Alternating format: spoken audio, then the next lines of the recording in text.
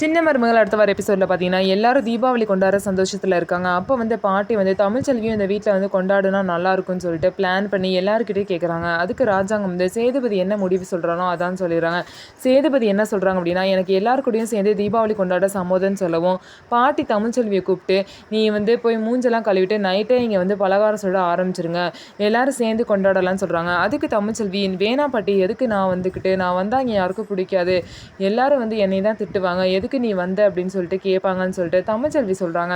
அதெல்லாம் நான் யாரும் உன்னை எதுவும் சொல்லக்கூடாதுன்னு நான் ஏற்கனவே பேசி வச்சுருக்கேன், உன்னை யாரும் எதுவும் சொல்ல மாட்டாங்க, நீ போயிட்டு வா சீக்கிரம் அப்படின்னு சொல்லிட்டு தமிழ்ச்செல்வியும் மலரையும் வந்து வர சொல்கிறாங்க. ஸோ இதுக்கப்புறம் எல்லாரும் சேர்ந்து எப்படி தீபாவளி கொண்டாட போகிறாங்க, எந்த பிரச்சனையும் இல்லாமல் தமிழ்ச்செல்வி தன்னோட குடும்பத்தோட ஹாப்பியாக தீபாவளி கொண்டாடுறாங்களா அப்படின்னு சொல்லிட்டு பார்க்கலாம். ஸோ இதுக்கப்புறமாவது வேலுவும் தமிழும் சேர்ந்து வாழ்வாங்களா அப்படின்னு சொல்லிட்டு நம்ம வெயிட் பண்ணி தான் பார்க்கணும். ஸோ நம்ம வீடியோ உங்களுக்கு பிடிச்சிருந்தா நம்ம வீடியோவை லைக் பண்ணிக்கோங்க, மறக்காமல் நம்மளோட சேனலை சப்ஸ்கிரைப் பண்ணிவிட்டு பாருங்கள்.